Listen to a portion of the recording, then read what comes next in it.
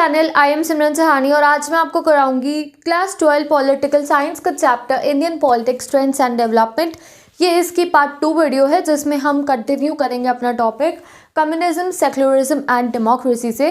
तो जो first part video है जिसमें मैंने हाफ ऑफ द चैप्टर आपका पढ़ाया है वो डिस्क्रिप्शन बॉक्स में लिंक गिवन है। Part 1 video can go and study. और आज हम सेकंड पार्ट स्टार्ट करेंगे इस चैप्टर का। Okay, so for your exam point of view this is one of the most important chapter of class 12 political science. Okay, and अब की बार इसमें 2 topics add हुए हैं एनडीए के ऊपर एंड वो topics are very important for your board exams. तो उसमें से आपके एग्जाम में लॉन्ग आंसर आने के भी चांसेस है। Okay, so you have to prepare for the board exams with that portion also. Okay, तो उस पोर्शन को आज मैं आपको एक्सप्लेन करूंगी।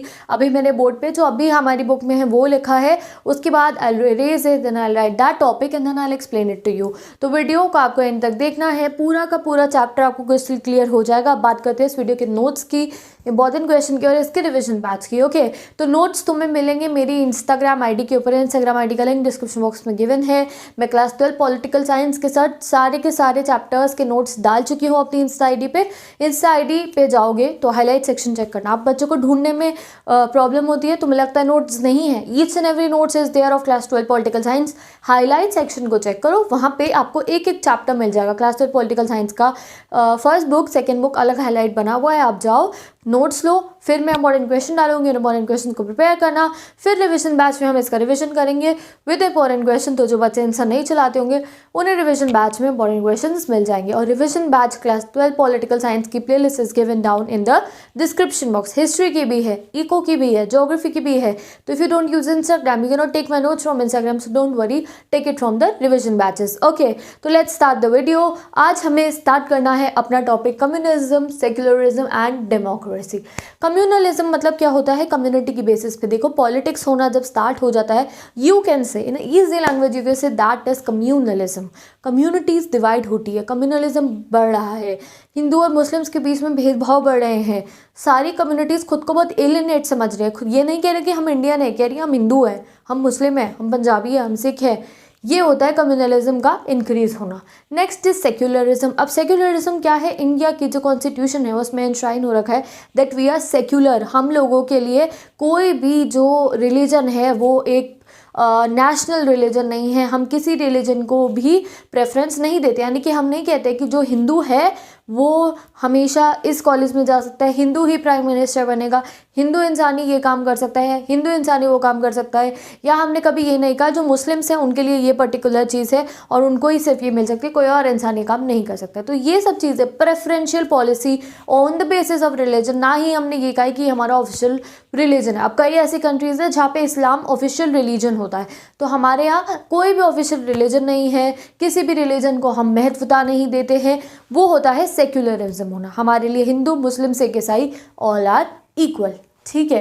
अब डेमोक्रेसी। अब एक समय ऐसे आया इंडिया के अंदर जब इंडिया में कम्युनलिज्म इंक्रीज होने लगी, हमारे सेक्युलरिज्म के ऊपर उंगलियां खड़ी होने लगी कि क्या हो रहा है देश के अंदर, और पार्टीशन वाली हालत तक दोबारा आ गई थी and there was a big question mark on our democracy. वो हमें पता चलेगा अब कैसे। तो हम पॉलिटिकल डेवलपमेंट्स पढ़ रहे हैं अपने काफ़ी सारे एरा का, अभी तक हम कंप्लीट कर चुके हैं। अब हमें आना है political development and the rise of religious identity. देखो, एक समय ऐसा आया इंडिया के अंदर सेक्युलरिज्म एंड डेमोक्रेसी के ऊपर काफ़ी सारी जो हमारी डिबेट्स थी, क्वेश्चंस थे, वो खड़े होने राइज हो गए। तो सबसे पहले समझ लो आप लोग, where did the BJP came from? Bharatiya Janata party जो अभी पावर में है, नरेंद्र मोदी जी प्रधानमंत्री है, भारतीय जनता पार्टी। ये कैसे आई पावर में ये देख लो। भारतीय जनसंघ बना था एंड उसमें से बना आपका जनता पार्टी। तो अगर आपको एमसीक्यू में your exam board paper pattern is changed, you are getting MCQs, तो एमसीक्यू यहाँ से आते हैं बच्चों। इस चैप्टर में से भर भर के एमसीक्यू आते हैं जो पिछले साल के सीनियर स्टूडेंट्स डर गए थे देख के। तो तुम्हें नहीं डरना है, आई एम टेलिंग यू। भारतीय जनसंघ के बाद बनी जनता पार्टी जो फॉल हो गई इमरजेंसी के टाइम पे, उसके बाद बनी भारतीय जनता पार्टी। जनता पार्टी के जितने भी लीडर्स थे जो हिंदुइज्म में बिलीव करते थे, हिंदुत्व में बिलीव करते थे, उन्होंने मिलकर बनाई अपनी भारतीय जनता पार्टी, बीजेपी। ठीक है। अब जब बीजेपी पहले बनी 1980s के अंदर, इन्होंने अपनी क्या आइडियोलॉजी रखी? अब कोई भी पार्टी है उसकी क्या होती है? आइडियोलॉजी। तो क्या आइडियोलॉजी रखी थी? Gandhian socialism. क्या रखी थी? Gandhian socialism. ठीक है। फिर 1980 और 84 में जो इनका इलेक्शन हुआ उसमें इन्हें इतनी सक्सेस नहीं मिली थी। क्यों नहीं मिली? गांधीयन सोशलिज्म, इनके आइडियोलॉजी से लोग कनेक्ट नहीं कर पा रहे थे, देयर वाज नो सक्सेस। उसके बाद इन्होंने 84 में जब इन्हें इलेक्शन में सक्सेस नहीं मिली तो दे चेंज देयर आइडियोलॉजी को चेंज कर लिया। अब आइडियोलॉजी क्या लेकर आए? हिंदू नेशनलिस्ट एलिमेंट इन्होंने अपनी आइडियोलॉजी में ऐड कर लिया, जिसको हम कहते हैं हिंदुत्व। हिंदुत्व है बीजेपी की आइडियोलॉजी 1986 में, ठीक है। अब इन्होंने क्या करा, हिंदू जो लोग थे उनको मोबिलाइज करना शुरू करा and there was a politics based on Hindutva. अब ये हिंदुत्व का मीनिंग क्या होता है? It's very important for your board exam. तो सबसे पहले तो ये जान लो, हिंदुत्व जो वर्ड है किसने बनाया था? Who defined this word? VD. Savarkar. ये आपका 1 मार्कर है। वी.डी. सावरकर ने हिंदुत्व मीनिंग टर्म एक निकाला था एंड इसका मतलब क्या है? The members of the Indian nation, India में जो भी लोग रह रहे हैं, not only except India as their fatherland, India को सिर्फ अपनी पितृभूमि यानी कि अपने फादरलैंड की तरह ही एक्सेप्ट मत करो, इनफैक्ट इंडिया को अपनी भूमि यानी कि होली लैंड की तरह एक्सेप्ट करो, यानी कि इंडिया एक होली लैंड है ऐसा मानो। ये मत मानो कि तुम्हारा मदरलैंड या फादरलैंड है बस। एंड इनफैक्ट अगर हमें इंडिया को स्ट्रॉन्ग बनाना है, अगर हमें इंडिया को एक्सटेंसिवली डेवलप करना है, तो we need a strong cultural platform. क्या कहा गया कि एक कल्चर को स्ट्रॉन्ग इम्यूनिटी या स्ट्रॉन्ग प्लेटफॉर्म देना पड़ेगा, और वो कल्चर सिर्फ और सिर्फ हिंदू ही है। Only Hindu culture can give a platform that can transform India. तो ये थी आइडियोलॉजी हिंदुत्व की, ठीक है। Let's see the last line क्या थी इसकी, that a strong nation and a strong culture is needed and that culture is Hindu. तो ये है ideology of Hindutva. Who made this ideology? इसका नाम किसने दिया था? वी.डी. सावरकर। 1 मार्क क्वेश्चन आपको याद रखना है।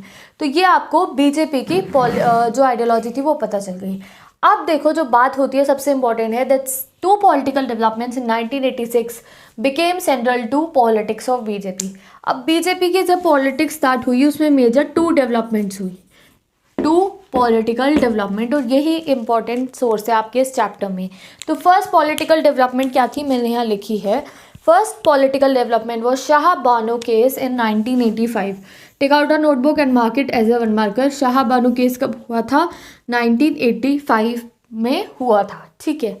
अब इस केस में क्या हुआ था, 62 ईयर्स की एक ओल्ड वुमेन थी, एक औरत थी, एंड उन्होंने डिवोर्स मांगा था। अपने मुस्लिम हस्बैंड थे, शाह बानो भी मुस्लिम थे, इनके हस्बैंड भी मुस्लिम थे, इन्होंने मांगा था डिवोर्स। डिवोर्स के बाद एक्चुअली इन्होंने केस फाइल करा कहाँ पे? सुप्रीम कोर्ट के अंदर, मेंटेनेंस मांगने के लिए। देखो जब डिवोर्स होता है काफ़ी सालों बाद शादी के, तो जो हस्बैंड होता है वो अपनी वाइफ को मेंटेनेंस देता है, उसे पैसा जो कुछ भी कुछ प्रॉपर्टी देनी पड़ती है। तो उसके लिए सुप्रीम कोर्ट में शाह बानो ने केस फाइल करा। सुप्रीम कोर्ट ने शाह बानो के हक में फैसला दिया और वो जीत गई, मतलब वो जीत गई, यानी कि अब उन्हें कुछ मिलेगा, मेंटेनेंस उन्हें मिलेंगी। अब इस बात को लेकर जो ऑर्थोडॉक्स मुस्लिम्स थे, ऑर्थोडॉक्स जो बड़े बड़े मुस्लिम्स थे, उन्होंने कहा कि जो सुप्रीम कोर्ट है हमारे रिलीजन के अंदर इंटरफेयर कर रही है, सुप्रीम कोर्ट ने गलत करा, सुप्रीम कोर्ट को शाह बानो को नहीं जिताना चाहिए था। एंड उसके बाद क्या होता है, जिस समय पे किसकी सरकार थी? इस समय पे कांग्रेस थी पावर में, सेंट्रल गवर्नमेंट में कांग्रेस थी। तो कांग्रेस एक एक्ट पास कर दी थी, कांग्रेस की government, Muslim women act 1986, Muslim women act 1986, ये लिखा है, हाईलाइटेड है, कब बना था? 1986। इसमें क्या हुआ, जो ये सुप्रीम कोर्ट ने कहा था ना कि येस मेंटेनेंस मिल जाएगा डिवोर्स के बाद शाह बानो को, इस वाले उसको रूल आउट कर देती है कि नहीं मिलेगा मेंटेनेंस। अब ये बात देखो कितनी गलत हो गई, दैट जो एक इतनी बड़ी रूल, इतनी बड़ी डिमांड, एक सच्चाई की मांग जो कि दी गई थी शाह बानो को थ्रू द सुप्रीम कोर्ट, उसके ऊपर एक लॉ बना दिया हमारी खुद की इलेक्टेड गवर्नमेंट, कांग्रेस की गवर्नमेंट ने, दैट इनको जो है ये जो सुप्रीम कोर्ट का जो ये फैसला है ये गलत है, ये नहीं होना चाहिए। तो उसके बाद ऑब्वियसली हमारे जो कंट्री है उसके अंदर पॉपुलर अपराइजिंग होने लग गई and there were many womens की काफ़ी सारी ऑर्गेनाइजेशन बनने लग गई। एंड जो बीजेपी थी, अब जो पोजीशन पार्टी है उसको मौका मिल जाता है ऐसी किसी बात पे, दैट क्या एक पॉलिटिकल अपराइजिंग बनाया जाए। एंड इस बात पे अननेसेसरी अपीसमेंट ऑफ माइनॉरिटी कहा गया through Congress. Okay, so BJP ने बहुत सपोर्ट करा इस समय पे वुमेन को, even Muslim womens were there because उनका जो राइट है उसकी बात हो रही थी यहाँ पे। And after that it was said that it was unnecessary appeasement of minority community bye Congress, that उन्होंने सुप्रीम कोर्ट के डिसीजन को खारिज करके एक एक्ट बना दिया, मुस्लिम वुमेन एक्ट, जिसमें उन्होंने जो सुप्रीम कोर्ट ने डिसीजन दिया था उसको खारिज कर दिया था। तो this was about the Shah Bano case. एक मेजर डेवलपमेंट ये थी, इसमें भी क्लैश हो गया between kind of a Congress and a BJP. ठीक है। And next was second was Ayodhya dispute, we know about it, very famous. अब तो राम मंदिर भी बन रहा है, कौन नहीं जानता इसके बारे में। तो अयोध्या डिस्प्यूट एक बार फिर से पढ़ लेते हैं। तो क्या था Ayodhya dispute? Faizabad district court in February 1986 order दे देती है कि बाबरी मस्जिद जो है उसको खोल दिया जाए for Hindus to pray. Faizabad district court 1986 में कह देती है कि जो डिस्प्यूटेड एरिया है बाबरी मस्जिद का उसको खोल दिया जाए कि हिंदूज वहाँ पे जाके प्रे कर सके, पूजा कर सके। अब भैया बाबरी मस्जिद डिस्प्यूटेड प्लेस क्यों थी ये जान लो। बाबरी मस्जिद 16th सेंचुरी में बनाई गई थी। बाबरी मस्जिद क्या है? एक मॉस्क है जो 16th सेंचुरी में बनाया गया था बाय मीर बाकी। अब मीर बाकी जी कौन है? ये बाबर के जनरल थे। वो बाबर आया था ना, वो अकबर, जहांगीर, बाबर, हुमायूं, वही जो फर्स्ट मुगल एम्परर आए थे बाबर, उनका जो जनरल था मीर बाकी, उसने बनाया था ये बाबरी मस्जिद। ठीक है, 16th सेंचुरी के अंदर। ओके, तो सम हिंदूज बिलीव दैट ये जो बाबरी मस्जिद बनाया था ना मीर बाकी ने, ये हिंदू के राम टेम्पल को डिमोलिश करके बनाया गया था। ये राम मंदिर को डिमोलिश करके मस्जिद बनाया गया था, तो इसलिए यहाँ पे मस्जिद नहीं होना चाहिए। तभी ये एक डिस्प्यूटेड प्रॉपर्टी थी अंग्रेजों के टाइम से ही। एंड उस समय पे इसके ऊपर लॉक लगा दिया गया था। 1940 से इसके ऊपर ताला लगा हुआ था। क्या लगा हुआ था? ताला।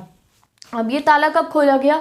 इस ताले को खोला 1986 के अंदर, और यहीं से हमारी सारी ऑर्डर रिलेटेड प्रॉब्लम जो थी वो स्टार्ट हो जाती है। ठीक है, अब जैसे ही ताला खुलता है मॉस्क का, ओपन हो जाते हैं मॉस्क के, तो काफ़ी सारा जनरल टेंशन्स क्रिएट हो जाता है इंडिया के अंदर। डिफरेंट पॉलिटिक्स स्टार्ट हो जाती है on the basis of communities. And जो बीजेपी है, to mass mobilize Hindu people, they created a rally, a long rally, a mass mobilization from Gujarat, Somnath to Ayodhya UP, जिसको हमें सबको पता है। एंड इस रैली को क्या बोला गया था? रथ यात्रा रखी गई थी गुजरात से अयोध्या तक की, टू क्रिएट मास मोबिलाइजेशन। ठीक है, अब हम आते हैं अपने नेक्स्ट टॉपिक पे जिसका नाम है डेमोलिशन एंड आफ्टर दैट। क्या हुआ था ऐसे डिमोलिशन एंड आफ्टर में? लेट्स कर लो। तो दिसंबर 1992 में देवर कर सेवक्स मतलब जो फ्री में अपनी इच्छा के अनुसार जो कंस्ट्रक्शन करने के लिए तैयार थे राम मंदिर की। तो जो कर सेवक्स थे उन्होंने राम मंदिर की जो निर्माण है उसके लिए वो लोग गए थे। अयोध्या के अंदर उस समय बहुत ही टेंशन वाला माहौल था। इनफैक्ट गवर्नमेंट और जो सुप्रीम कोर्ट है उसने कहा था दैट जो साइट है, डिस्प्यूटेड साइट है बाबरी मस्जिद, उससे कोई नुकसान ना पहुंचाया जाए। बट क्या होता है? 6 दिसंबर 1992 को जो बाबरी मस्जिद है उसको डिमोलिश कर दिया जाता है, उसको तोड़ दिया जाता है। And a clash all over the India. जब बाबरी मस्जिद को डिमोलिश कर दिया जाता है तो पूरे ही इंडिया के अंदर क्लैश हो जाता है, हिंदू मुस्लिम राइट हो जाते हैं पूरे के पूरे इंडिया में। एंड इनफैक्ट 2 डेट्स जो मेंशन है वो आपको याद रखनी है दैट मुंबई में जनवरी 1993 में भी हिंदू मुस्लिम राइट हुआ and that goes on till 14 days. तो आप देखो यहाँ डिमोलिश कब हुआ? बाबरी मस्जिद डिमोलिश हुआ 1982 में यूपी के अंदर, और इसका इफेक्ट इवन जनवरी 1993 में मुंबई में देखा गया। वैसे तो 1 महीने का ही डिफरेंस है, but you can see here that UP से मुंबई में इसका इफेक्ट देखा गया। दोनों कम्युनिटीज़ जो थी उनके बीच में बहुत ज़्यादा टेंशन क्रिएट हो गई on the basis of this issue. ठीक है, अब जो कुछ भी ये हुआ था दैट टाइम यूपी में बीजेपी की सरकार थी एंड उस समय पे मस्जिद जो था उसको डिमोलिश कर दिया गया। तो इसीलिए बीजेपी को डिसमिस कर दिया गया फ्रॉम यूपी के जो सीएम थे उन पे केस चला। And in fact not only from UP, बाकी जितनी भी स्टेट्स के अंदर बीजेपी की सरकार थी वहाँ पे प्रेसिडेंशियल रूल लगा दिया गया। एंड उसके बाद लग गया big question on our Indian secularism. हमारे सेक्युलरिज्म के ऊपर, यानी हम कहते हैं हम सेक्युलर हैं, हम हिंदू मुस्लिम सिख ईसाई सब इक्वल है, हमारी डेमोक्रेसी है, उसके ऊपर क्वेश्चन खड़ा हो गया। वाई? बिकॉज अभी रिसेंटली 1984 के अंदर एंटी सिख राइट्स हुए थे जब इंदिरा गांधी वाला केस हुआ था। एंड देन फरवरी मार्च 2002 के अंदर फिर से हिंदू मुस्लिम राइट हुए इन गुजरात, गोधरा, आपको भी पढ़ाती हूँ। तो ये सब देखने के बाद a question mark was there on the threat to the democracy of India. India की डेमोक्रेसी को क्या हो रहा है? इंडिया में हर थोड़े दिनों बाद कोई राइट्स हो रहे हैं, कम्युनिटीज़ आपस में मेंटेन नहीं कर पा रही हैं अपनी पीस एंड हार्मनी, तो हमारी डेमोक्रेसी के ऊपर भी एक बड़ा सा क्वेश्चन मार्क लग गया था। तो यहाँ तक हमारे ऑलमोस्ट चैप्टर कंप्लीट होने वाला है। Now let's see the last most important topic of this chapter that is anti Muslim riot in Gujarat. तो देखो क्या होता है, फरवरी मार्च 2002 के अंदर गोधरा में एक ट्रेन की बोगी फुल ऑफ कर सेवक्स वापस आ रही होती है। एंड उस ट्रेन की बोगी को जिसमें कर सेवक्स और ऑब्वियसली हिंदू बैठे होते हैं उनको जो है आग लगा दी जाती है, और उस बोगी में जब आग लगती है तो 57 पीपल डाइड, और सस्पेक्ट ये करा जाता है कि इस बोगी में आग मुस्लिम्स ने लगाई थी। एंड उसके बाद जो हिंदू मुस्लिम वायलेंस है वो और ज़्यादा बढ़ जाता है। फुल 1 महीने तक जो है गुजरात में गोधरा के अंदर वायलेंस चलता है। देयर वर मासिव किलिंग हुई थी। 1100 मुस्लिम्स वर डाइड, लाइक 1100 पीपल डाइड, उनमें से मेजरली मुस्लिम्स थे। एंड जो गुजरात गवर्नमेंट थी, मतलब Gujarat government was not able to control this riots, वो कंट्रोल नहीं कर पाए उस समय पे इस राइट्स को। And there were mass killing of Muslims and other peoples also. तो उस समय पे जो नेशनल ह्यूमन राइट्स कमीशन है उसने बहुत क्रिटिसाइज़ करा हमारी गुजरात के गवर्नमेंट को, दैट वो इस सिचुएशन को नहीं संभाल पाए। एंड इस समय पे इलेक्शन भी हो रहे थे 2002 के अंदर, तो इसलिए इन इलेक्शन को पोस्टपोन कर दिया गया। एंड फिर से जो ये एक बहुत बड़ा क्वेश्चन मार्क बन गया इंडिया के अंदर, दैट तभी इंडिया में रिलीजन के बेसिस पे पॉलिटिक्स करने को मना करा गया हमारी कॉन्स्टिट्यूशन में, दैट कभी भी वोट जो है वो रिलीजन के बेसिस पे नहीं मांगे जाएंगे, पॉलिटिक्स में रिलीजन को नहीं लाया जाएगा। बिकॉज जब पॉलिटिक्स में रिलीजन आ जाता है तो कम्युनल पॉलिटिक्स होती है एंड उससे कम्युनल राइट्स होते हैं एंड उससे loss of life and property बहुत ज़्यादा होता है। ठीक है, तो वो this was all about your chapter. अब हमारा ये जो मोस्ट इंपॉर्टेंट टॉपिक था ये आपका कंप्लीट हो गया। यहाँ से आपके डायरेक्ट क्वेश्चन आएंगे तो वो क्वेश्चंस आपको मैं प्रोवाइड कर दूंगी, this directly you have to learn it. And अभी का ऊपर आई डोंट थिंक सो ज़्यादा क्वेश्चन आपके आएंगे, this you can learn for your general knowledge. You should know that what's happening now and when did the वो राम मंदिर की जो शिला निर्माण कब स्टार्ट हुआ था, वो सब कुछ आपको याद रखना अभी ज़रूरी है। तो for your general knowledge know about that also. ठीक है, अब करते हैं अपना next topic, that is emergence of new consensus. Emergence of new consensus बहुत इंपॉर्टेंट नहीं है, बस फिर भी मैं आपको पढ़ा रही हूँ सो दैट आपको ऐसा नहीं लगे दीदी ने छुड़वा दें, इट्स नॉट दैट इम्पॉर्टेंट। ठीक है, तो इमर्जेंस ऑफ न्यू कॉन्सेंसस हमें बताया था 1989 से कांग्रेस जो थी वो डिक्लाइन होने लगी थी and there was a rise of BJP. और एनालिसिस दिखाते हैं दैट 1989 से जो भी इलेक्शन हुआ तो बीजेपी और जो हमारी कांग्रेस थी, इनकी अगर सीटें दोनों को भी एडअप कर तो वो बस 50% बन रही थी। तो फिर ये पावर में कैसे आ रही थी, ये जीत क्यों रही थी? सो वी ऑल नो ये अलाइन सिस्टम की वजह से था। 2 हिस्सों में बट चुकी थी हमारी इंडिया की politics, one was NDA and other one was the UPA, United progressive alliance, national democratic alliance. NDA BJP की, यूपीए कांग्रेस की। तो इन दोनों के बीच में जो हमारी पॉलिटिक्स थी एंड जितना भी पॉलिटिकल कंपटीशन चला फ्रॉम ऑलमोस्ट लाइक 2002 2004 अभी 2014 तक, हमारा जितना भी पॉलिटिकल कंपटीशन था that was between NDA and UPA, जो हमने अपनी आंखों के सामने देखा है। अब मेजर डिस्कस करते हैं हम Lok Sabha election of 2004, that is important. In Lok Sabha election 2004 NDA was defeated, NDA हार गई थी and new coalition led by Congress known as UPA came to power. तो यूपीए पावर में आ गया था एंड धीरे धीरे जब लोकसभा इलेक्शन 2004 हुए उसके बाद there was many consensus on the new policies. अब ये सोचा गया नई पॉलिसीज़ को बढ़ावा दिया जाएगा और जितना भी कॉन्सेंसस ये 1990s के एरा से हुआ, कॉन्सेंसस मतलब कि आपसी सहमति से जो जो डिसीजंस लिए गए वो क्या थे। First was agreement on new policy, चाहे वो इकोनॉमिक पॉलिसीज़ हो या कोई और पॉलिसीज़ हो, न्यू पॉलिसीज़ को अडॉप्ट करा गया। Second was the acceptance of political and social claims of backward classes, that was Mandal issue was accepted. Third thing was state level parties का major role बन गया था in politics, like NDA UPA में भारतीय Janata party के साथ कांग्रेस के साथ में काफ़ी सारी रीजनल पार्टीज़ का गठबंधन बनता था। तो regional party, state level parties की जो महत्ता थी वो पॉलिटिक्स में बढ़ने लगी थी। नेक्स्ट वॉज प्रेगमेटिक अप्रोच को ज़्यादा जो बीजेपी है उसने ऊपर रखा। प्रैग्मेटिक मतलब प्रैक्टिकल अप्रोच को ऊपर रखा एंड जो आइडियोलॉजी थी उसको कम महत्वता दी गई। जैसे कि एनडीए की बात करो, जब एनडीए स्टार्टिंग के राज में जब जीतना स्टार्ट हुई तो प्रैक्टिकल अप्रोचेस पे फोकस करा गया। एनडीए के अंदर काफ़ी सारी ऐसी पार्टीज भी थी जो हिंदुत्व को बढ़ावा नहीं देती थी, but still they were the member of NDA, they were supporting NDA. अगर वो एनडीए को सपोर्ट करी है, बीजेपी को सपोर्ट करी है, ज़रूरी नहीं था कि वो हिंदुत्व आइडियोलॉजी को भी सपोर्ट करी थी। तो प्रैक्टिकल बेसिस पे हमारे कोलिशन जो थे वो बनने लगे थे। And last was the role of the pressure groups in Indian politics. Pressure groups were there, they were there to voice people, जो भी कुछ प्रॉब्लम होती थी related to farmer issues, related to women's, related to trade unions, related to backward classes, there are pressure groups जो हमारी जो power है उसको बैलेंस करके चलते हैं हमारी पॉलिटिक्स के अंदर। तो यहाँ पे आपका फुल चैप्टर कंप्लीट हो गया है। अब पढ़ते हैं अपने लास्ट के 2 टॉपिक्स जो इस चैप्टर में आपके ऐड हुए हैं। ओके, तो नेक्स्ट टॉपिक स्टार्ट करते हैं अपना NDA 3 and 4। Okay, so the BJP led by Prime Minister Modi got an absolute majority in May 2014. तो ये बात हम सबको पता है। NDA-3 किसको रेफर किया है? दैट 2014 में जो सरकार बनी थी एब्सोल्यूट मेजॉरिटी के साथ बीजेपी की, उसको, तो वो हमारी आंखों के सामने हुआ है। We all know that. Okay, after 30 years strong government with some absolute majority was established at center. तो ऑलमोस्ट 30 years बाद, 30 सालों बाद ऐसा हुआ था दैट एक स्ट्रॉन्ग सेंट्रल गवर्नमेंट बनी थी with absolute majority. This India was different, यानी कि ये जो अलायंस था इंडिया का, ये डिफरेंट था। ये डिफरेंट क्यों था? Because it was called surplus majority coalition. क्या कहते हैं इसको? Surplus majority coalition. This you have to remember for the 1 marker. ठीक है, मेजर चेंज इसमें क्या था? 1 पार्टी लेड कोलिशन से 1 पार्टी डोमिनेंट कोलिशन था। डोमिनेंट कोलिशन, और कौन सी वो 1 पार्टी है जो डोमिनेंट थी इसमें? BJP. Because BJP absolute majority के साथ जीती थी। कितनी मेजॉरिटी के साथ? एब्सोल्यूट मेजॉरिटी के साथ भी जीती थी, और उसके बाद भी उसने NDA-3 को फॉर्म करा था। तो ये 1 पार्टी डोमिनेंट कोलिशन था, ना कि 1 party led coalition. Okay, the next is that 2019 में जो लोकसभा इलेक्शन हुए थे, that was the 17th since independence. तो फर्स्ट जनरल इलेक्शन हमारा कब हुआ था?